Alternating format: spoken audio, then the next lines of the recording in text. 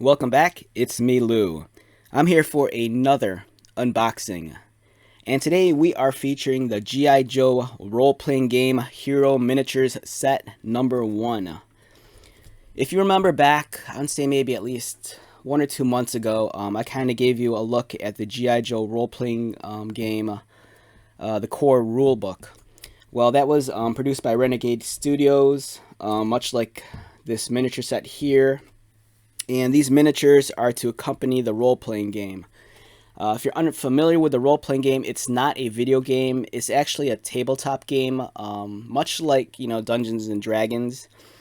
So this set came out recently. I purchased this through Amazon, and I want to say I paid, off the top of my head, I want to say it may be like $39, I think.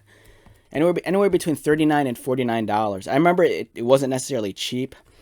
But I'm a big G.I. Joe fan, and I love painting up miniatures, so I had to get it.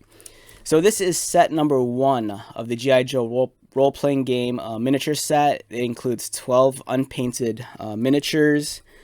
The artwork on the box looks great. As you can tell, some of this is artwork that's pulled from the G.I. Joe Classified series, like the image of Roadblock in the back. We have Snake Eyes, Scarlet, Gung Ho, and Lady J. On the back of the box, G.I. Joe role-playing game. Bring the battle to your table. Over land, sea, and air, G.I. Joe is there, including familiar faces, both new and old. G.I. Joe role-playing game Hero Miniature Set 1 is a full variety of miniatures for your game. Players and GMs alike can paint and customize their favorite characters or use them right out of the box for tactical exploration and combat. Time to take down Cobra. The miniatures are designed to fit on a standard 1-inch grid. And a 1-inch grid, they're referring to like a battle map.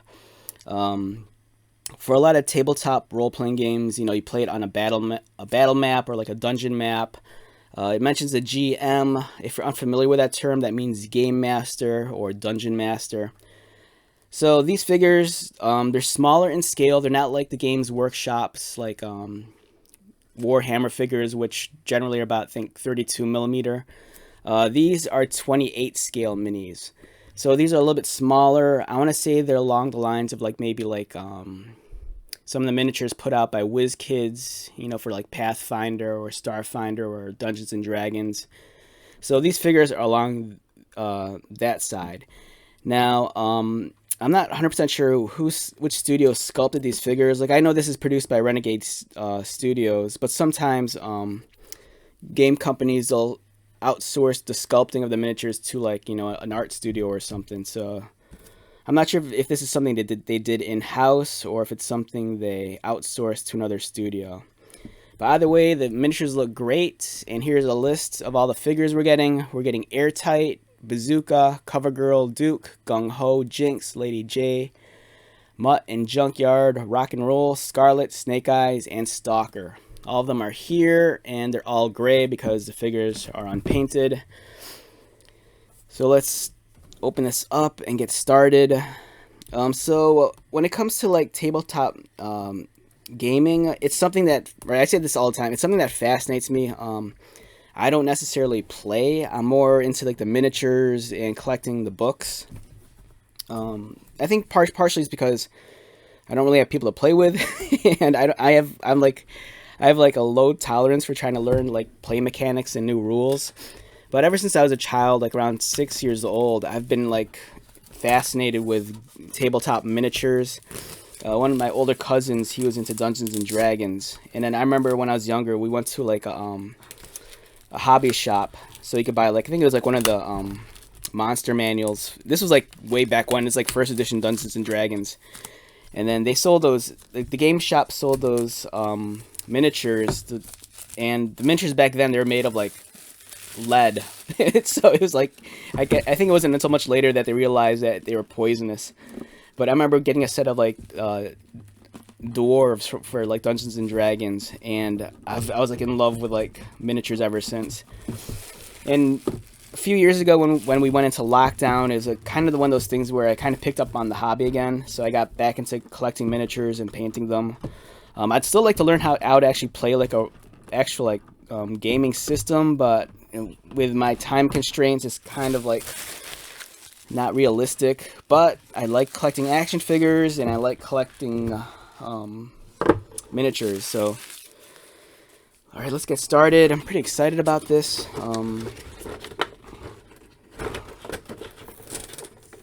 As you can see, these figures are kind of on the smaller side. Like the box said, these are 28mm scale. There's different scales in miniatures. You know, like some figures, like produced by Games Workshop, that does like Age of Sigmar and Warhammer. Those are like 32. 28, I think, is a little bit more universal.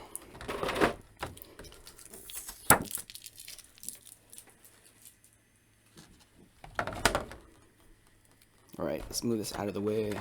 All right, so these figures, they're kind of like a off-white, light gray plastic. So I'm kind of hoping that they're photogenic. I'm hoping that the lighting here doesn't blow the detail out.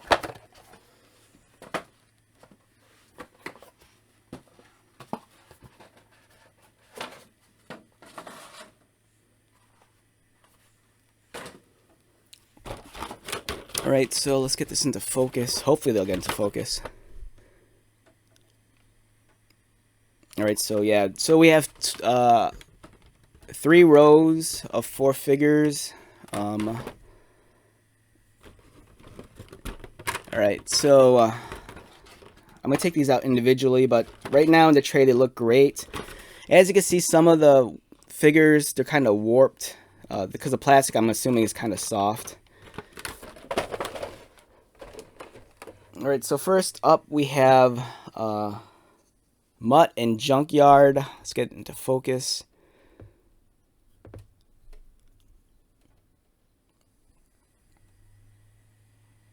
My camera does not want to focus on these guys. I was kind of worried about that.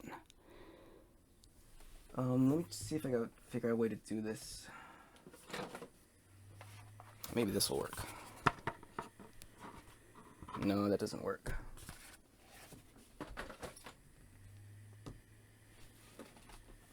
Alright, so my issue is with my camera is that, like, for some reason, anything that's, like, really lightly colored, it has a hard time adjusting the white balance. So what I'm going to do here is try to get the figure on a darker background to provide a little bit more contrast and see if that helps as we look at the figure up close. That's a little bit better. Okay. Alright, so what we have here is, God, this is so hard to see. We have Mutt and Junkyard, and the sculpting looks really nice. You know, like I said, these are 28mm in scale. The detailing, it's sharp and it's crisp, but it's nowhere near along the lines of like something that like Games Workshops produces. Those are essentially like model kits, where these are kind of like casted as solid pieces. But it's great. The quality, I'd say, is along the lines, maybe slightly higher than what you'd get with like something produced by WizKids. It's definitely, I think, a higher grade than like a HeroClix. Up next, I believe we have Jinx. Here's Jinx. The facial features are kind of hard to make out. Nice dynamic pose. And as you can tell, this is a much modern rendition of Jinx. This isn't really necessarily her version 1 costume. You can tell because she kind of has like the skirt, her head's exposed.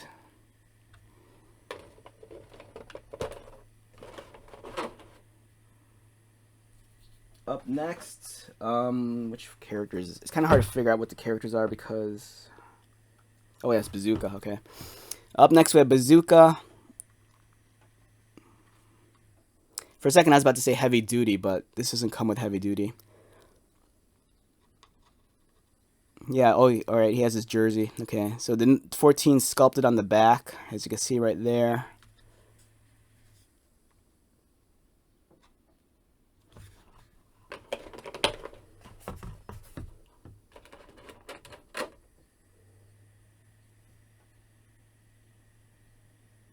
Up next, we have Gung Ho.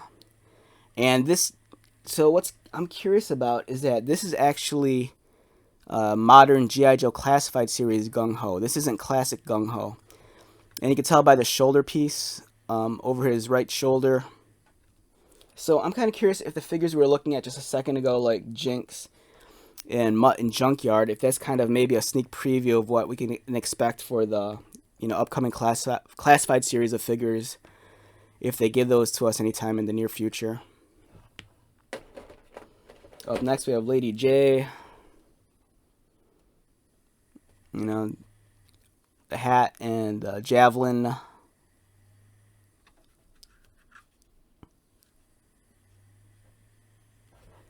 Alright, so again, I kind of apologize. It's, trying to get this under the camera is a lot different than, wow, this is interesting. Okay, so here's Stalker.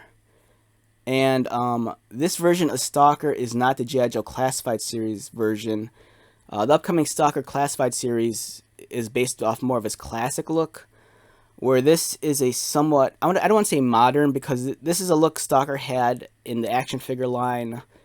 I believe it's either in the late 90s or early 2000s, is kind of when they brought back the G.I. Joe Real American Hero line, but it was like you get figures in 2-packs, if you remember that. And this version of Stalker, I think, is much more reminiscent of that design from the early 2000s, not the Classified series. And then we have Snake Eyes. This is the ninja version of Snake Eyes, version 2, not the Commando one. Because he has the visor and the swords. It'd be nice if they gave us a miniature of Timber. I think Timber is really associated with this version of the character.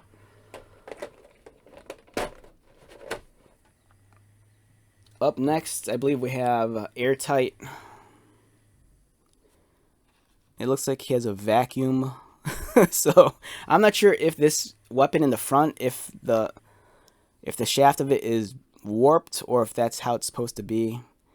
Again, I apologize, the detail's kind of hard to see on some of these figures, especially if you're looking through your phone. If you're watching this video through your phone, you're going to have a hard time taking a look at these.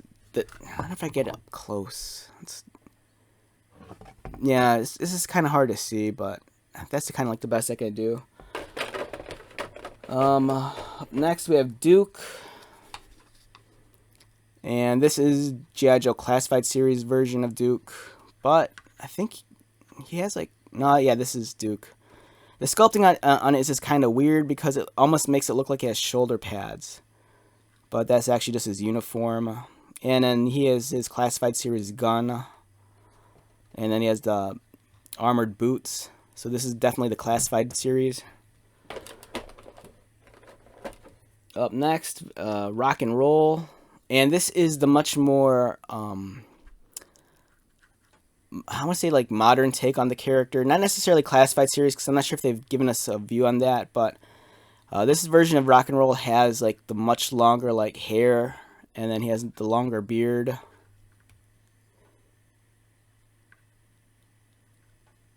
It's a much more modern interpretation of the character that we've seen in, I think, maybe like possibly Pursuit of Cobra and maybe some of the fictions, like the comic books.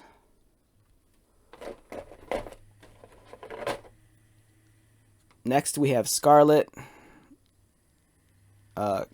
Crossbow. It's definitely the Classified series figure. Because you can tell with the shoulder pad, if I get this in focus. Yeah, I really apologize about trying to get these figures into focus. It's kind of hard just because of the color of the plastic and the fact that they're really tiny. You see, as you can see here, these are small. So, and then lastly we have, I think this is, I want to say CoverGirl.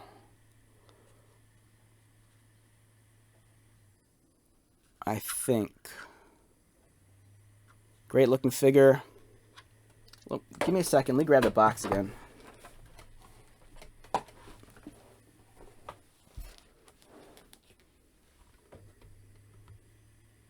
Alright, yeah, so that's CoverGirl.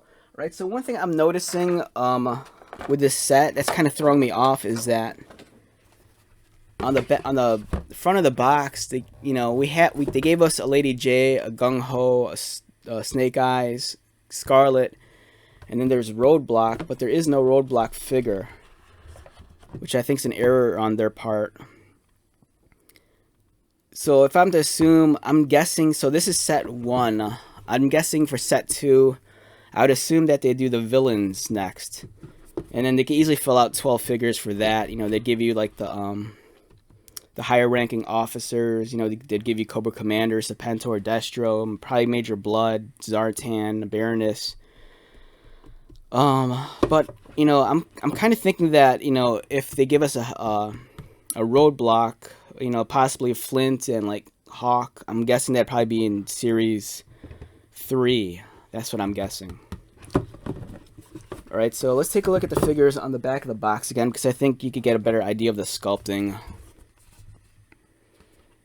So over here is CoverGirl, Snake Eyes, we have Gung Ho, Stalker, and again, this does not want to focus. Yeah, so I'm just going to call it a day. I apologize for the quality of this video. You know, definitely it's a little bit lackluster in terms of the video quality, but I kind of hope this gave you an idea if this is something you're interested in purchasing. For me, like I stated at the start of the video, I'm kind of into collecting tabletop miniatures to begin with. I enjoy painting them, and for me to be a G.I. Joe fan, I think that's just, you know, the cherry on top. Everything about this is really cool. The package design's cool. If you're on the fence about this, like if you don't care anything about the role-playing game, and if you're into collecting miniatures, or I mean, if the idea of G.I. Joe miniatures appeals to you, my first suggestion would be to hunt down the Jada Toys Nano Metal Figs. I reviewed those previously. There's actually 2 sets of G.I. Joe figures for that. There was originally a 6-piece set that was exclusive to Walmart, I believe, and that was on a card back. And then there's a much more deluxe box set, which I think comes with maybe anywhere between 12 to 18 metal nano figs. If you go back to my back catalog of videos, I kind of take a look at that. So if you're more about collecting the big figures, you know, this might not appeal to you, but if the idea of miniatures intrigues you, this is something, you know, you might want to consider. Again, the price point might be a little bit high for what you're getting here. And if you feel if that's the case, you know, steer away from this and just go for the Jada Toys. You know, those are die-cast metal and they're already painted. Alright, so let's wrap this video up. Once again, my name is Lou. If you are new to my channel, welcome. If you are a returning subscriber or viewer, thank you so much for your continued support. I greatly appreciate it. So until the next video, be safe, take care of yourself, buy lots of toys, and most importantly, be happy. And I'll see you at the next one. Alright, later.